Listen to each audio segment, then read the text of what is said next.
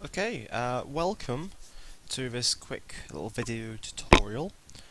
What the aim of this video is to reduce the file size of a recorded video to allow a more speedier, faster upload to YouTube or any other video sharing service.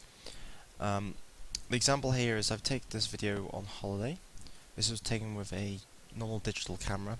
Now, because it's a small device and they're not particularly very powerful, they don't do very good compression, which leaves the file size rather large. So if we look at this video, it's 115 megabytes. Now if we open it up, we'll see audio down there. It's 115 megabytes. Now on a slower connection, maybe in a 1 meg connection, that's going to take a long time to upload. So what we're going to do here is compress it locally on your local machine, get the file size down a lot, and then that'll allow you to upload it to YouTube a lot faster, or like I said, any other video sharing site. So the first thing we need to do is get some software which will reduce the file size, compress the file size of this video. Now what you need to do is search. Google's probably the best way to do this. The software is called Handbrake. So we'll do Handbrake video, search as a keyword, and you'll find the software. Now this is a free and open source software, which means basically it's free to use, don't have to pay or pay any money or anything. It comes in lots of different flavors. So which is your operating system? I'm actually on Linux, so I've already installed this, but if you're on Windows, you would download the Windows version. Now the GUI is graphical user interface, that's probably the one you want. So if you just grab that, it'll start to download it, save it to your desktop, install it, and away you go. We'll cancel that. I've already installed this, so let me just open it up for you. Now this is, I'm using Ubuntu here, this is a Linux distro, and I'm sure you're probably going to use Windows or maybe a Mac. It'll look different, but the application runs exactly the same. So find it once you've installed it and run it. Sorry about this. No. Let's get rid of that. I was doing something previously. So this is what you'll end up with. Once you've installed it, this is the software, it's called Handbrake. Now, it might look quite complex, which it may be, but ultimately we do not need any of these options really. This is all if you want to customize things. We really don't need to do that. The only thing you're interested really is the source. This is, we're going to load this video into this application. So if you choose source, it'll open up the file browser.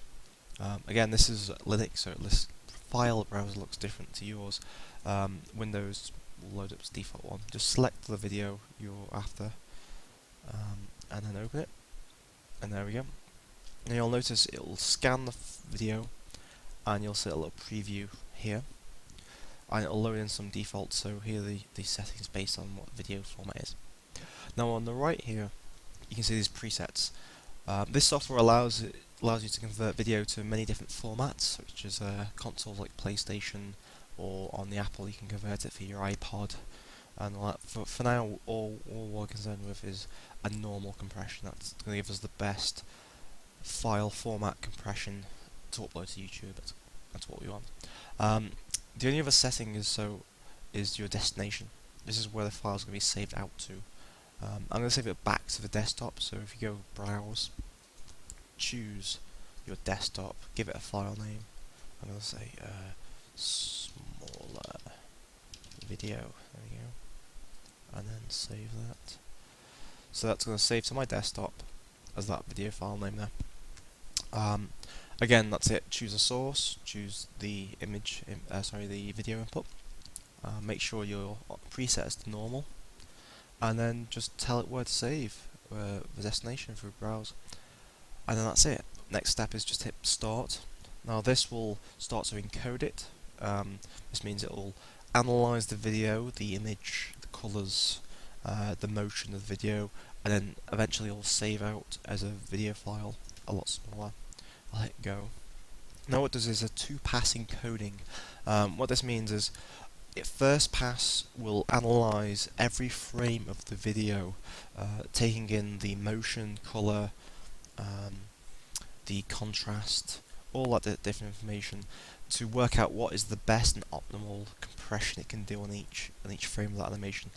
So the next stage the second pass will actually be saving out that video. Now this is only a minute long video and it's only 640 by 480, very small. So it's only going to take me about 2 minutes in total to save this video. Now if you've got a longer video, if it's an hour, the longer the video in length, the longer it's going to take to compress. Also the file size, the dimensions of it. This is 640 by 480, but if you're doing HD, which can 1080p is 1024 by 720, I believe. Again, that's going to take a lot longer to do. The other factor is the speed of your computer. If your computer's an old computer, if it's a Pentium or something like that, it's going to take a lot longer. If you're running a more modern CPU, a more modern PC with a dual-core processor, you'll get a lot faster compression. Just something to bear in mind.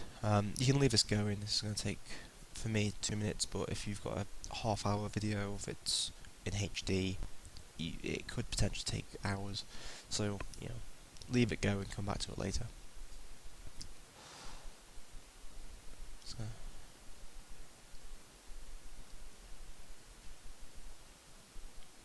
So, a little context to this.